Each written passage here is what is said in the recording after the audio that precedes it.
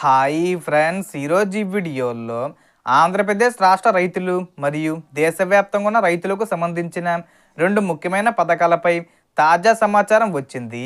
So దానికి సంబంధించిన పూర్తి ఇన్ఫర్మేషన్ ఈ వీడియోలో తెలుసుకుందాం.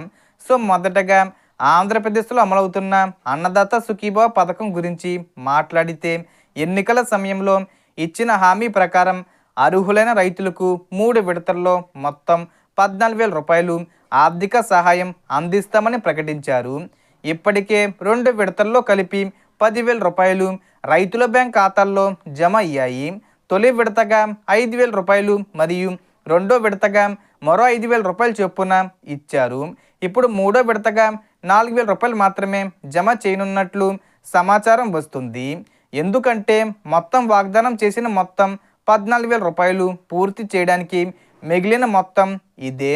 ఈ మూడో విడత నిధులు మార్చి నెలలో, ముఖ్యంగా 10వ తేదీ వచ్చేలోపు, అంటే 10వ తేదీ కంటే ముందు తేదీల్లో విడుదలయ్యే అవకాశం ఉన్నట్లు తెలుస్తుంది.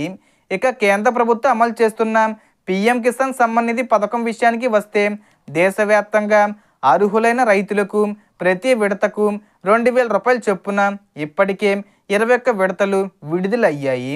ఇప్పుడు రాబోయే విడత కూడా ఈ నెలలోనే, అంటే అన్నదాత సుఖీభావ పథకంతో పాటు ఈ పీఎం కిసాన్ పథకం కూడా కలిపి మార్చి నెలలోనే 10వ తేదీ వచ్చేలోపు జమయ్యే అవకాశం ఉన్నట్లు సమాచారం.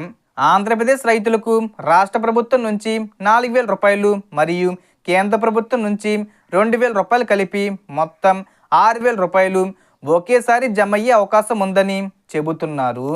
సో అయితే ఈ నిధులు మీ బ్యాంక్ ఖాతాల్లో జమ కావాలంటే తప్పనిసరిగా ఈకేవీసీ పూర్తి చేసి ఉండాలి. ఈకేవీసీ పూర్తి చేయని రైతులకు నిధులు జమ కాకపోవచ్చు. కాబట్టి సమీపంలోని రైతు సేవా కేంద్రం లేదా గ్రామవడ్డు సచివాలయంకు వెళ్ళి ఈకేవీసీ పూర్తి చేయించుకోవాలి. అదేవిధంగా ఈ క్రాప్లో పంట వివరాలు నమోదు చేసి ఉండాలి. నమోదు చేయని వారు వెంటనే తమ పంట వివరాలు నమోదు చేసుకోవాలి. సో మనకు వచ్చిన ఇన్ఫర్మేషన్ ఫ్రెండ్స్, మీకు ఈ వీడియో నచ్చితే లైక్ చేయండి, షేర్ చేయండి అండ్ సబ్స్క్రైబ్ చేసుకోండి.